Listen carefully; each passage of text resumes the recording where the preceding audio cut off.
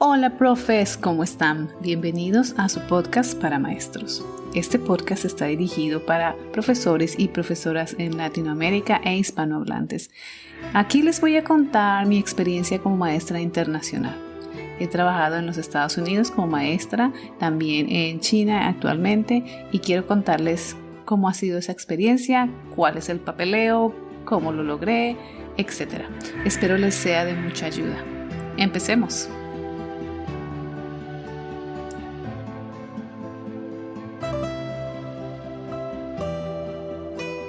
Hola profes, ¿cómo están? Espero que muy bien, buenos días, buenas noches, donde quiera que se encuentren. Espero que no sea la madrugada y no estén aquí terminando de calificar papeles o preparando alguna clase.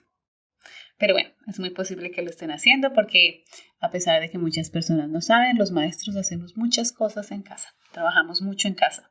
Mucha gente no sabe y por eso nos están diciendo que tenemos muchas vacaciones, que hacemos esto y que hacemos lo otro y que nuestro trabajo es fácil. Sin embargo, como he mencionado antes, el trabajo del maestro es mucho más allá de lo que se ve. Nosotros hacemos mucho trabajo invisible, que no se ve y que es muy valioso y muy importante. Bueno, hoy que voy a contar, voy a hablarles de una parte muy especial de mi experiencia y es cuando tuve la oportunidad de trabajar con un niño con necesidades especiales, así lo llaman en Estados Unidos, necesidades especiales, creo que también en Latinoamérica. Y este niño es autista. Y bueno, era una experiencia nueva para mí en ese momento porque yo en Colombia no había tenido la oportunidad de trabajar con niños autistas. Este niño está en el Spectrum, pero no, ¿cómo lo explico? Los niños autistas tienen diferentes niveles de socialización. Hay niños que son verbales, hay niños que no son verbales, hay niños y niñas, ¿no? Y de hecho hay un estudio que dice que las niñas son las menos diagnosticadas. Las niñas tienen la facilidad de adaptarse a los grupos, entonces las niñas generalmente no son diagnosticadas a tiempo.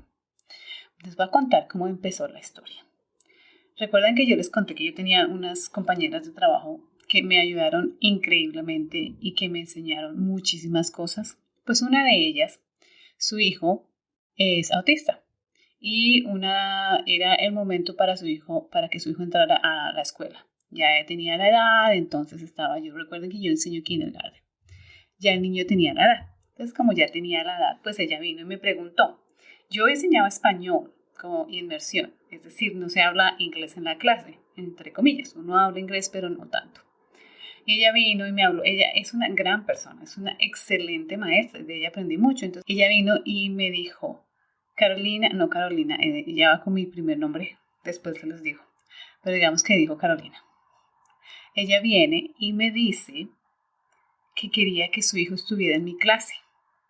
Por alguna razón, mis metodologías, las cosas que aprendí y la manera como yo trataba a los niños le llamaba mucho la atención. Entonces, porque su hijo es diferente, ella quería una maestra diferente también. Entonces, claro, yo le dije, claro, no hay problema, pero yo no tenía la menor idea de cómo enseñar a un niño con necesidades especiales. O sea, yo sé que todos los niños son diferentes y que todos tienen niveles de aprendizaje diferentes, etcétera, etcétera. Y en esta escuela particularmente tuve niños con muchas necesidades especiales, sin embargo yo no tenía la capacitación y eso me parece que es muy importante, que las maestras, los maestros estén capacitados, que se les enseñe cómo trabajar o cómo abordar o cómo ayudar a los niños con necesidades especiales, porque cada necesidad es diferente también, es cierto. No es lo mismo un niño que tiene un retraso mental a un niño que tiene una condición de ceguera o a un niño que tiene autismo. Es diferente. Todos son diferentes y en muchas cosas la diferencia es obvia, en muchos casos. Y en otros casos, pues no. En fin. Entonces ella viene y me dice, bueno, yo quiero que mi hijo esté en tu clase. Y yo le dije, claro, no hay problema. Yo feliz, porque ella es una excelente profesora, excelente persona. Pero ella me dijo, bueno, mi hijo es autista. Y ahí fue cuando yo empecé a aprender. Yo, ok, pero no, yo no sabía nada. Entonces Me tocó otra vez leer, buscar, empezar a entender un poco. Compré libros sobre el autismo, entendí un poco más, pero no es lo mismo leer que experimentar o que estar en el momento, que vivir la experiencia. No es lo mismo, para nada es lo mismo.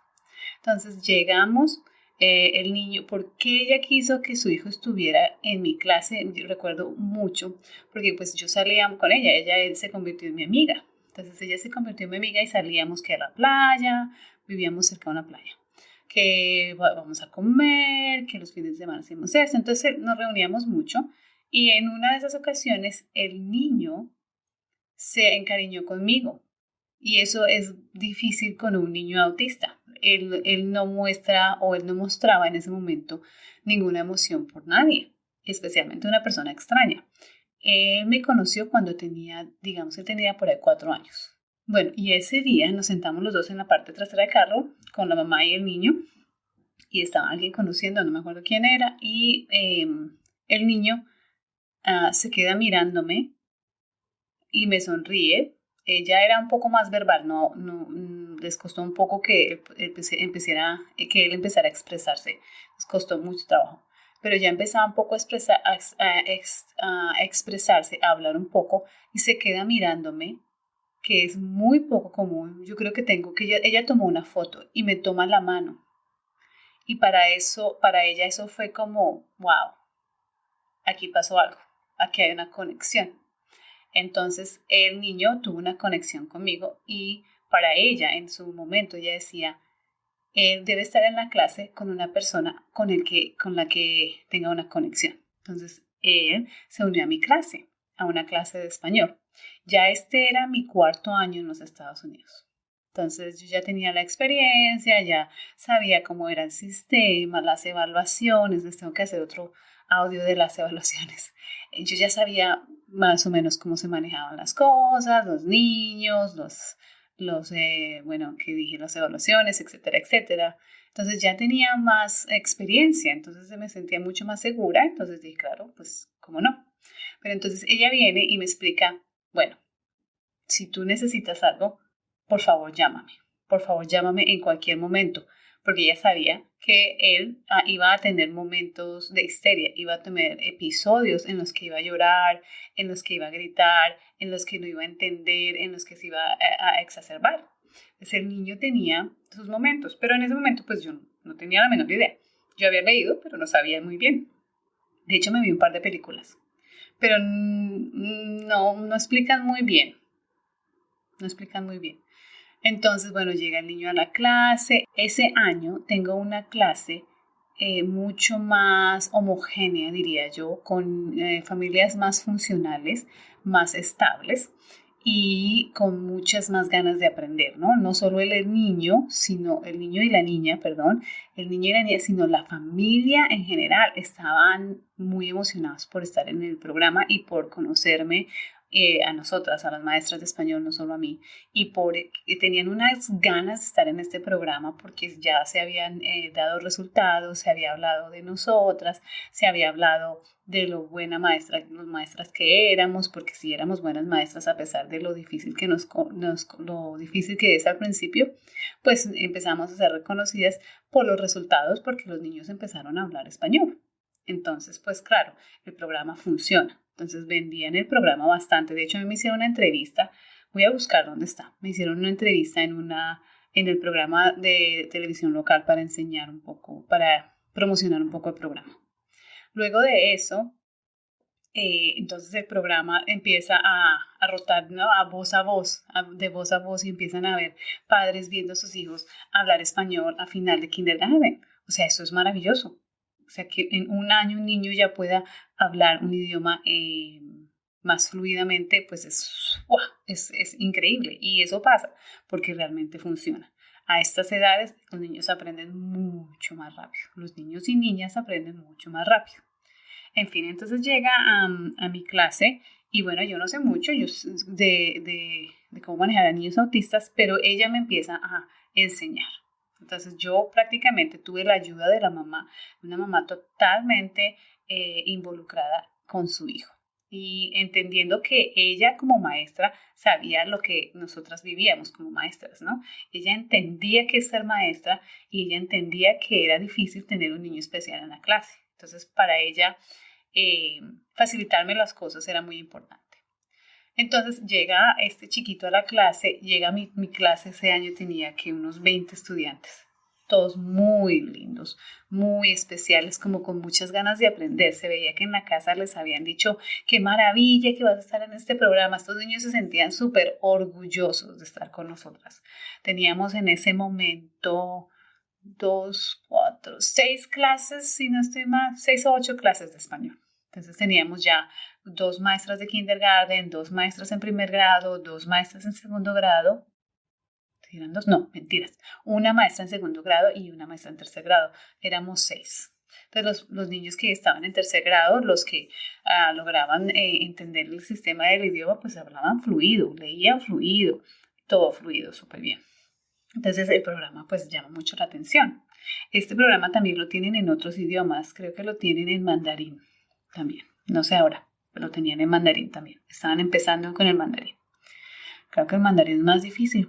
Bueno, en fin, entonces llega este chiquito a la clase y en los primeros días tiene varios episodios. No entendía mucho, entonces me ponía a leer, pero ¿por qué estaba así? Entonces yo llamaba a la mamá, ella venía, lo buscaba, hablaba con él, lo calmaba, lo corregía porque era bastante fuerte con él. Ella lo corregía bastante fuerte en el sentido de que ella entendía que él tenía que seguir unas normas. Así tuviera una necesidad especial y haya acomodaciones para él, había unas normas que él tenía que seguir. Entonces ella lo corregía de esa manera. Entonces, ¿qué aprendí ahí? Yo aprendí, que cualquier cosa puede generarles a ellos una incomodidad y ellos no saben cómo expresarla. Entonces pueden gritar, pueden llorar, pueden, bueno, en fin, reaccionar fuertemente. Pero yo ya había tenido estudiantes así, entonces yo ya más o menos sabía manejarlos. Era como aislarlos, tratar de hablar con ellos, tranquilizarlos, etc. En ese momento, pues ya más o menos manejaba el sistema. Pero con él no era tan fácil porque él no escuchaba. Cuando él estaba en sus episodios, pues no escuchaba. Y había que esperar o traer a alguien o tratar de calmarlo para que no se pusiera mucho más agresivo.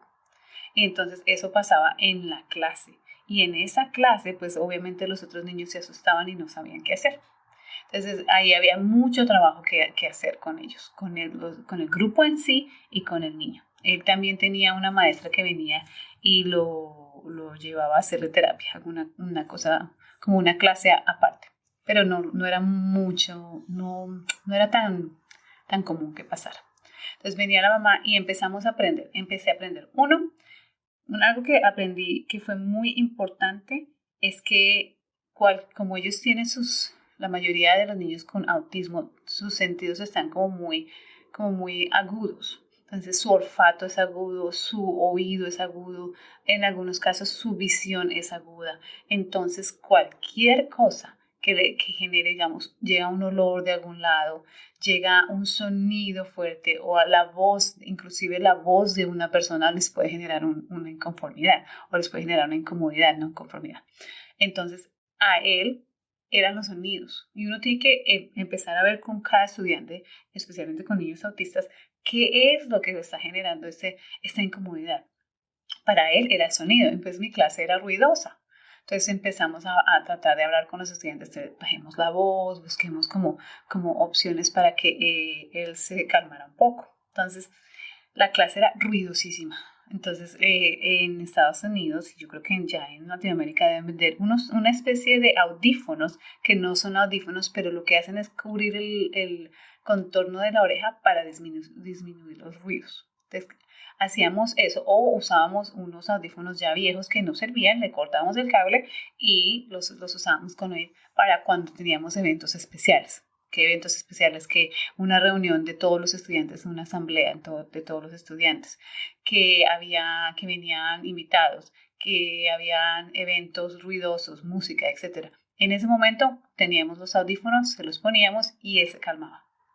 Otra cosa que yo trataba de mirar era el salón. No tenía que tener tanta aunque ellos son muy visuales, no tenía que tener tanto estímulo visual. Entonces trataba de que el salón no tuviera tanto estímulo visual. Y también, pero para él específicamente, tenía un cuadrito que le hice con dibujitos de cómo era la rutina, porque para ellos estar más tranquilos, para ellos no. No voy a generalizar porque no todos son iguales. Para él estar más tranquilo, yo hacía el horario en dibujos, el horario de clase en dibujos. Entonces, hoy vamos a hacer esto, mañana vamos a hacer esto, no, más tarde hacemos esto, la siguiente hora hacemos esto. Entonces lo tenía con dibujos para que él pudiera predecir qué iba a pasar y no generar cambios tan repentinos, porque eso le iba a generar un estrés y no íbamos a poder hacer ninguna clase, porque cuando lloraba fuerte, entonces no podemos hacer nada. Entonces, todo eso para que todo el grupo el grupo tuviera una armonía. Teníamos los audífonos, teníamos un sistema de dibujos donde le indicábamos qué seguía, cómo era el orden, y la mamá en la mañana le explicaba, hoy tienes esta clase, esta clase, esta clase, esta clase. Entonces como que ya iba entendiendo, esta clase, esta clase, esta clase. Obviamente al principio fue muy difícil para él porque se estaba adaptando a un nuevo sistema, a unos nuevos amigos. Entonces él no entendía y los niños no entendían. Nadie entendía nada, ni siquiera la maestra. Entonces todos estábamos bien confundidos. Pero con el tiempo y las rutinas, que eso ya lo había aprendido en ese momento, era que yo no podía cambiar rutinas así como así. No solo por él, sino por todos los estudiantes. Cambiarles las rutinas les genera ansiedad y generarles ansiedad genera malos comportamientos o genera que ellos se pongan inestables y empiecen a comportarse mal. Entonces las rutinas son muy importantes. Entonces yo no les cambiaba rutinas y con eso a él le funcionaba mucho. Entonces yo hacía mis pequeños grupos, yo les enseñaba la rotación, etcétera, etcétera, etcétera. Y obviamente había mucho refuerzo positivo. Con él sí que se necesitaba hacer mucho stickers o muchas cosas que fueran tangibles para que él viera que estaba haciendo algo bien. Era muy importante estar haciendo constantemente un refuerzo positivo, diciéndole cosas positivas, no solo a él, a todo el grupo, pero obviamente con él se notaba mucho más el cambio de actitud, era muy importante. Luego de hacer este trabajo con él, que era explicarle en la mañana, vamos a hacer esto en la mañana, los centros vamos a hacerlos de esta manera, y si había un cambio, que ese día no vino el profesor de educación física y no iba a haber educación física. Entonces, teníamos que avisarle con un buen tiempo, mira, hoy no va a haber educación física, vamos a hacer esto en cambio. Entonces teníamos que darle como ese tiempo para que su cerebro dijera, ok, va a pasar esto. O sea, él tenía que estar preparado. De hecho, para los simulacros de incendio teníamos que avisarle y teníamos que tener los audífonos listos, no solo con él, sino con todos los niños que tuvieran que fueran autistas o que estuvieran en nuestras clases. A todos los estudiantes que sabíamos que tenían necesidades especiales, pues les ayudábamos un poco avisándoles, porque nos parecía que era necesario ponerlos a sufrir sin necesidad, ¿no? Sin embargo, pues obviamente se les explica que en un momento de incendio real, pues no va a haber tiempo para avisarles. Pero pues en ese momento pues les podíamos avisar. Eso era el trabajo que yo hacía con él directamente. Yo traté de enseñarle español, no le gustó el español. No, aprendió muy poco español, muy poco. Pero le encantaba estar en mi clase. Así no aprendiera y no entendiera, entendía comandos. Pero vamos, siéntate, haz la fila, vamos a almorzar, ese tipo de cosas. Aprendió los comandos. Pero en sí el idioma en sí, aprendió a decodificar, sí. Aprendió a decodificar en español, sí. Pero pues realmente hablar el idioma no le salió.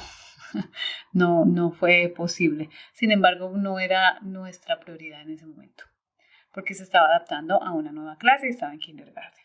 Entonces, aprendió mucho y luego de hacer el trabajo con el estudiante en sí, con él solito, de enseñarle como las rutinas, de tener los audífonos, él también tenía una fijación oral, que no es una canción, sino que tenía una sensación de que tenía que ponerse cosas en la boca, todo el tiempo tenía cosas en la boca, lo que encontrara. Entonces la mamá le trajo una serie de juguetes que ella lavaba todos los días y que él usaba constantemente para satisfacer esa sensación que no sabíamos por qué, pero era una sensación y pues era peor que cogiera cosas del piso o que hiciera otras cosas. Entonces enseñamos también a, a usar ese tipo de juguetes, que eran como los juguetes que usan los bebés cuando están saliéndole los dientes, más o menos ese tipo de juguetes, para que calmara esa ansiedad. Ya no le duraba mucho, no sé si todavía lo haga, pero le duró un buen tiempo y con el tiempo se le fue quitando. Con el tiempo ya disminuyó el comportamiento. Todo eso se trabajó con él. ¿Qué más hacía él de especial? Era muy alegre, ¿no? Era muy alegre, pero le costaba socializar con los otros estudiantes. Y ahí es cuando yo empecé a hablar con los otros estudiantes, porque obviamente van a haber estudiantes que son muy crueles y que dicen cosas feas y que no quieren jugar con él y que no quieren nada, etcétera, etcétera.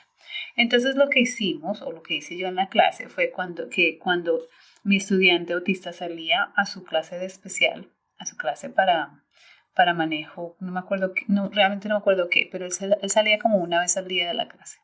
En ese momento yo me sentaba con el resto de la clase y les explicaba qué estaba pasando en el cerebro de él, porque me parecía muy importante hacer todo lo de mindfulness y ese tipo de enseñarles el cerebro, cómo funciona el cerebro, que las cosas básicas, ¿no? Pero qué partes del cerebro se activan y cuáles no, etcétera. Entonces ellos ya habíamos trabajado con eso, ya sabíamos ese tipo de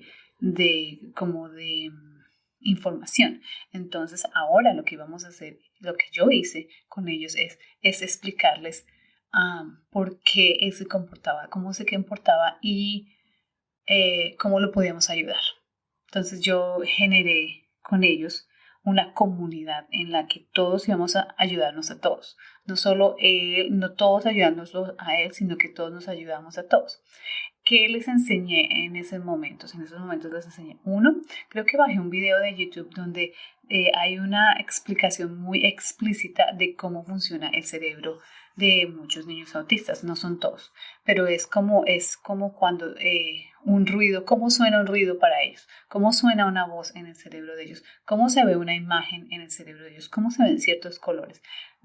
Era como una exageración de los sentidos. Entonces, era agotador. Entonces hacíamos el ejercicio de ver el video y preguntarles si ustedes cómo se sienten, solo viendo el video. Y ellos entendían, me siento cansado, me siento agotado, es estresante. Entonces, claro, ese tipo de reflexión les ayudaba a ponerse en el lugar de él y a tener más empatía.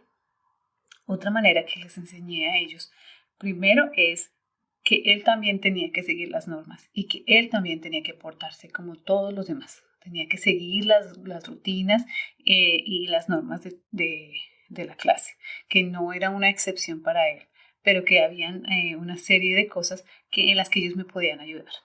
Una de las cosas que les pedí que hicieran a los estudiantes es cuando él tiene un episodio, no vengan a ayudarle. Esa es la labor de la maestra, les decía yo. En ese momento yo estoy encargada y lo que me pueden decir en el momento es que este estudiante, profe, está pasando esto, está llorando, está teniendo un episodio o está lo que sea que esté pasando y yo voy y lo atiendo. O a otra maestra si no estoy yo.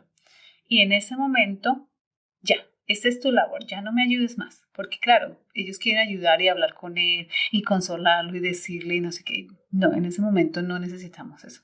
Necesitamos que le avisen al maestro y ya pueden irse. Muchas gracias, este es tu trabajo. Porque, pues claro, ellos por querer ayudar, pues a veces generaban más problemas. Por querer ayudar lo hacían que se estresara más. Entonces, ellos aprendieron eso. Aprendieron a no estar encima mío cuando había un episodio. Por ejemplo, él tenía un episodio y todos preguntándome, ¿qué hago? ¿Y cómo hago la tarea? Y como, no, en este momento no te puedo atender. Paciencia, tú vete a tu mesa y espérame un momento hasta que yo solucione esto. Entonces, eso también había que enseñarles a ellos, porque son niños, tienen edades de 5 y 6 años. Entonces, ellos iban aprendiendo, iban mirando, iban observando. Y también les pedí que cada vez que él hiciera algo muy bueno, que le hicieran como mucho escándalo, decía yo. Entonces, si él está siguiendo la norma y está haciendo algo que no solía hacer, ustedes felicítenlo, abrácenlo, denle un aplauso, porque si el contacto no le molestaba, si le gustaba que lo abrazaban y él abrazaba a todo el mundo. Entonces, ese tipo de cosas, ellos como que él hacía algo y todos, bien, ¿cómo lo hiciste bien? Te felicito. Y ese momento para él era maravilloso, se sentía supremamente feliz. Entonces, eso le generaba a él mucha felicidad y le generaba mucho como calmarse, ¿no? Como integrarse al grupo. Entonces generamos esa unión entre los estudiantes tan bonita. Ellos se querían entre ellos y lo hacíamos con todos, ¿no? También veíamos que todos éramos diferentes y que todos teníamos diferentes necesidades. Recuerdo mucho que una vez estábamos en Navidad y fue muy divertido porque en Estados Unidos hay una página donde uno pone el nombre de los niños y sale si ha sido bueno o malo. Las palabras son naughty o nice. Entonces, todos salen nice, todos salen bien, todos salen bueno. Pero yo le ponía todo el misterio del mundo y empezaba les proyectaba el computador y empezaba a poner los nombres despacio. Y esperaba y los miraba y todos así recogidos, ¿no? Sus cuerpos así estresados, esperando que saliera si era nice o naughty, o si era bueno o malo. No creo que malo sea la palabra, pero pues en esa es la que se me viene ahora. Entonces, y entonces yo ponía enter y salía, bueno, qué bien, bien, y todos aplaudían. Pero cuando le tocó a mi estudiante autista, no se imaginan. Él estresado y todos así estresados porque como él hacía el que él lloraba, que gritaba, que como él tenía sus comportamientos, pues ellos estaban mucho más estresados. Pero obviamente todos salen nice, todos salen bueno en esa página, es la idea. Entonces oprimí enter y estos niños saltaban, toda la clase saltaba de alegría porque mi estudiante autista había salido que era bueno. Y entonces le iban a traer regalos de Santa Claus, ¿no? Entonces él saltaba y saltaba y saltaba. Otra cosa, él y todos, ¿no? Toda la clase gritaban de la felicidad. Otra cosa muy bonita que sucedió es que todos los años el abuelito de él se hacía pasar por Santa. Entonces él se disfrazaba de Santa y venía a la escuela y les daba dulces. Entonces todos así emocionados, que todo el mundo sabía que era el abuelito de él, pero nadie decía nada. Pero pues él es muy inteligente, entonces él vino, él dejó que Santa viniera, lo saludó, no sé qué, y ya, no más. Bueno, se fue Santa, no sé qué. Y cuando viene, como que le decía a la mamá o le decía a uno de sus amiguitos, oye, este Santa se parece mucho a mi abuelito. Yo creo que es mi abuelito. Y así, cosas así divertidísimas que él hacía. Al final de ese año, bueno, pasamos muy bien, aprendimos mucho. Ya en el siguiente año me movieron con todo mi grupo al grado primero. Yo estaba en kindergarten, me movieron al grado primero con todo el grupo. Y estos niños celebraban y estos padres de familia celebraban porque realmente tuvimos una bonita comunidad. Armamos una comunidad muy bonita y nos queríamos mucho. Ellos me querían a mí, yo los quería a ellos y entre ellos se querían mucho y formaron unas amistades muy bonitas. Entonces, pues cuando supieron que yo iba a ser la maestra otra vez, ellos hicieron una sorpresa y todos los papás ya sabían, pero querían hacer sorpresa para los estudiantes. Entonces me dijeron, no les digas, no les cuentes. Y el primer día de clase, yo me escondí en el salón de clase, que era otro salón, no era el mío, no era el de kinder. Y llega uno por uno y los niños felices, gritando de la felicidad, ¡ay, sí, la maestra, no sé qué! Felices. Al final de ese año, del año de kinder, los padres de familia, un grupo de padres de familia se reunió y me regalaron el mapa de Colombia en una cadena, como en un collar. No es un collar, no sé cómo se llama, yo digo cadena. Y el mapa de Colombia con un corazón en la mitad.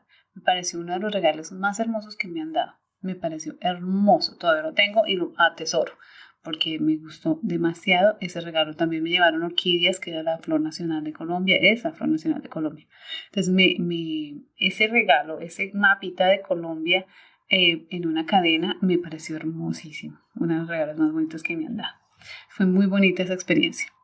Luego, en el siguiente año, pues la sorpresa, maestra, la misma maestra. Entonces seguimos con la misma rutina, aprendiendo, enseñándole a este chiquito autista a comportarse, a mejorar, a leer, a escribir. Poco a poco aprendió mucho a su nivel de aprendizaje, ¿no? El español para él no era lo que más quería aprender. Él aprendía otras cosas, pero no quería aprender español, así que era poco a poco su aprendizaje fue diferente, fue de otra cosa.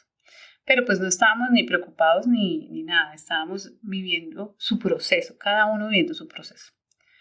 Y ese año yo decidí, eso fue el año anterior o el siguiente año, ya no me acuerdo, creo que fue ese año, yo decidí que mi clase iba a ser una presentación espectacular. Y muy bonitos, los padres de familia eran muy bonitos. Entonces lo que hicimos fue, les enseñaba a bailar cumbia, les enseñaba cumbia colombiana. Les enseñaba a bailar cumbia colombiana, hicimos 2 canciones de cumbia colombiana y cantamos Que canten los niños que alcen la voz. Esa canción la cantamos, pero el cantante principal era mi niña autista. Él era el cantante principal. Él cantaba la mayor parte de la canción y cada uno de los estudiantes tenía un pedacito. Yo canto porque ya se me olvidó. Entonces cada niño, el cantante principal era mi niño autista. Primero porque tenía voz divina. Y segundo, porque yo quería que cantara. Entonces pues ya tenía la voz y tenía el talento, pues hay que hacerlo. Entonces cantó la mayor parte de la canción y él pasaba el micrófono a cada uno de los estudiantes y cada estudiante cantaba su partecita. Tengo el video, por ahí lo tengo, la mamá de él lo publicó en redes sociales, mejor yo súper orgullosa porque cantó en español y cantó divino. Él feliz porque claro, él tiene la habilidad, él le gusta cantar y le gusta como el teatro y le gusta como la música. Entonces él estaba feliz y ese día estaba un poquito enfermo, casi no va, pero pues llegó a la presentación, los vestía todos con ropa tradicional de cumbia y él cantó y los demás cantaron, cada uno su pedacito y eso fue así, o sea, espectacular. Para mí, ¿no? Como maestra, pues les salió tan bonito. Ellos cantaron lindo, bailaron espectacular y es que les enseñé a que dijeran ¡huepa! Cuando salían a bailar. Entonces estaban así felices. Los niños felices, los maestros felices, toda la clase, todo el mundo feliz. Y aparte de eso, nos tocó presentarnos como 3 veces, porque claro, eran la sensación. Se volvieron famosos por un tiempo. Fue muy bonita esa experiencia. ¿Qué más les cuento? No sé qué más. Esto fue uno de los aprendizajes y de los momentos más bonitos, tener estudiantes con necesidades especiales. Claro que yo tengo que aclarar que yo tuve mucha ayuda, que a mí me ayudaron mucho. La mamá de él es una experta en niños con necesidades especiales por ser mamá de un niño con necesidades especiales y por ser maestra, o sea, ella sé cómo. Entonces ella me ayudó muchísimo y me enseñó muchísimo. Él también me enseñaba, ¿no? Porque yo aprendí a observarlo, aprendí a predecir los comportamientos, aprendí a observar el ambiente de la clase y a ver qué cosas podían generarle a él y a los demás niños incomodidad. Porque a veces uno no se da cuenta y uno llena los salones de clases, y en Estados Unidos sí que tienen eso, llenan los salones de clases de carteles, de muchas cosas y eso es demasiado pesado para un estudiante y para una clase. Entonces, tener esa armonía era importante en el salón de clase, aunque había cosas que eran muy difíciles. Tener olores, yo compré un diffuser, compré como estos aceites esenciales y tenía los ponía un poquito de agua y hacíamos ponía el olor en un olor suave en la clase. A veces se me olvidaba, ¿no? Pero bueno. El segundo año, digamos, el quinto año, que era cuando ya me tenía que ir de Estados Unidos, se me acababa el contrato. El quinto año hice como que hice mi clase en diferentes espacios y cada espacio tenía una silla diferente. para que ellos cuando rotaran no tuviera que sentarse en la misma tipo de silla. Me parecía importante. No me acuerdo cómo se llama el programa, pero es algo como de flexible sitting. Pero bueno, era como que cada espacio tenía un tipo de silla diferente. Entonces teníamos el puff, teníamos una silla que no tenía espaldar, las sillas con espaldares, etcétera, etcétera, para que ellos cuando llegaban en la mañana escogían dónde se querían sentar. Tenían que escoger porque tenía unos imanes con los nombres de ellos y ellos se ponían, me voy a sentar hoy en esta silla y así. Eran como algo más era diferente para ellos. También ese año hice eso. Creamos una obra de arte, para mí era una obra de arte del planeta, recogimos todas las botellitas de leche que les daban a ellos, las lavamos, yo les tenía el trabajo. ¿Quién va a lavar las botellitas de leche? Lavamos las botellitas de leche, las pintamos, hicimos un mapa, nos quedó bonito. Por ahí debo tener también fotos. Les voy a poner fotos, voy a ver si las encuentro en la página, si las pongo en la página web o en las redes sociales. Pero sí que hicimos eso. ¿Qué más hicimos? Hicimos muchos proyectos. Ese año hicimos cantidad de proyectos porque la clase se prestaba para hacer proyectos, ¿no? Era una clase muy bonita y los padres ayudaban constantemente. Era el día, por ejemplo, para las faldas de cumbia, las mamás de mis niñas se reunieron, buscaron la tela e hicieron las faldas. Imagínense.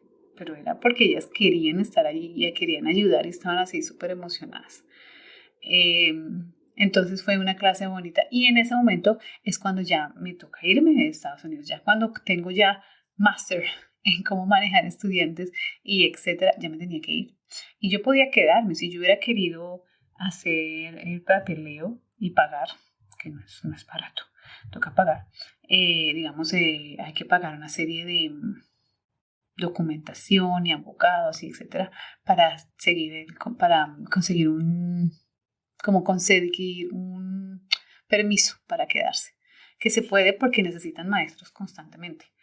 Pero yo dije no me quería quedar, no porque no tuviera algo en contra de nada, sino porque sentía que para mí Estados Unidos siempre fue temporal. Entonces yo sentía que o me devolvía a Colombia o me devolvía a Colombia. En ese momento me devolvía a Colombia. Sin embargo, puse en mis redes sociales, se me acaba el contrato en Estados Unidos, buscando trabajo. Si alguien sabe de algo, por favor dígame. Y llega un amigo mío que conozco hace años y me dice, ¿te vas a China? Y yo, pues, ¿por qué no? ¿Por qué no? Me dijo, hagamos el papeleo, a ver qué pasa. Hagamos, digamos, las entrevistas y pasas la entrevista, no sé, todo eso. Entonces me hicieron entrevistas y pasé la entrevista y terminé aquí, en China. ¿Pueden creerlo? Bueno, profes, la próxima entrevista, los próximos podcasts van a ser entrevistas. Quiero entrevistar a algunos de mis amigos que trabajaron conmigo, de Latinoamérica, de diferentes países. Estoy buscando a mis amigos mexicanos, guatemaltecos, costarricenses, venezolanos, chilenos, bueno, los amigos que tuve y con los que trabajé en mi época en Estados Unidos, para que les cuenten sus experiencias desde su punto de vista, porque somos diferentes nacionalidades, tenemos diferentes problemáticas y diferentes maneras de ver el mundo. Entonces les voy a contar. Así que quédense pendientes para todas las entrevistas que se vienen, ¿ok? Un abrazo fuerte, estamos escuchando.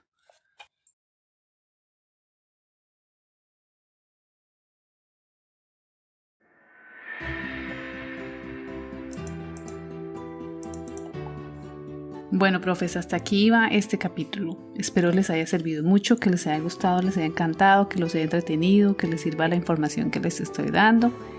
Se pueden comunicar conmigo en mi página de internet www.paramaestros.info.